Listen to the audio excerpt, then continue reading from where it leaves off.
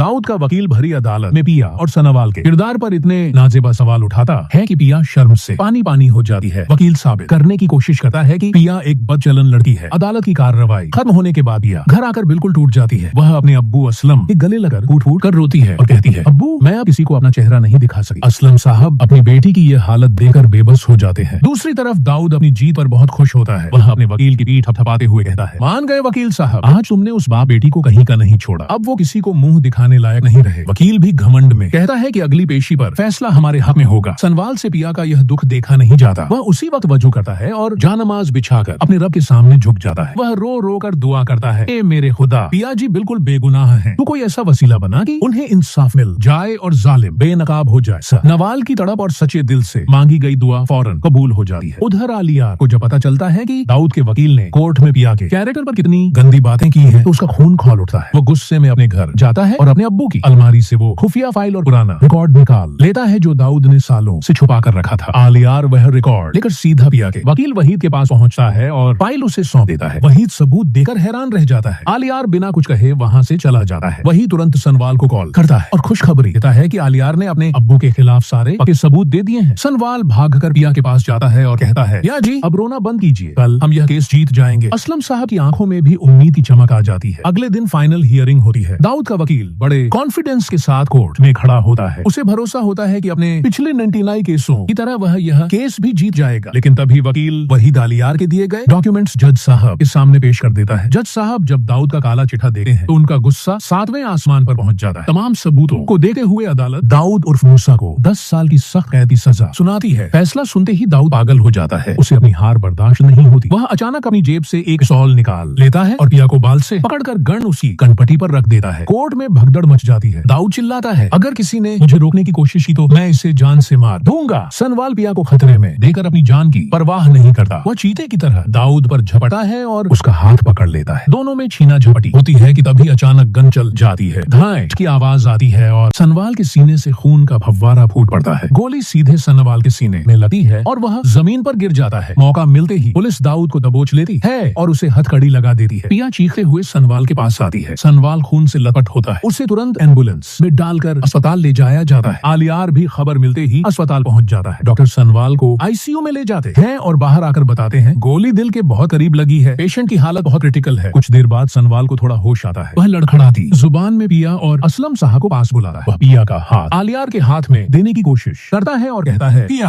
आलियार एक अच्छा लड़का है, उसे अपनी गलती का पछतावा है, मेरे पास वक्त कम है, तुम आलियार से निकाह कर लो। असलम साहब सनवाल की आखिरी ख्वाहिश मान लेते हैं और रोते हुए फौरन मौलवी साहब को बुलाने का फैसला करते हैं। तो दोस्तों कहानी एक बहुत बड़े मोड़ पर आ खड़ी हुई है। सवाल यह है कि क्या सनवाल की मौत हो जाएगी, क्या पिया अपनी मोहब्बत को मरता हुआ देखकर आलियार से निकाह कर लेगी, या फिर किस्मत कोई नया खेल खेलेगी और सस्सी और सनवाल दोबारा एक हो जाएंगे। ये सब जानने के लिए हमारे चैनल को अभी लाइक, शेयर और सब्सक्राइब करें ताकि आप क्लाइमेक्स मिस न करें।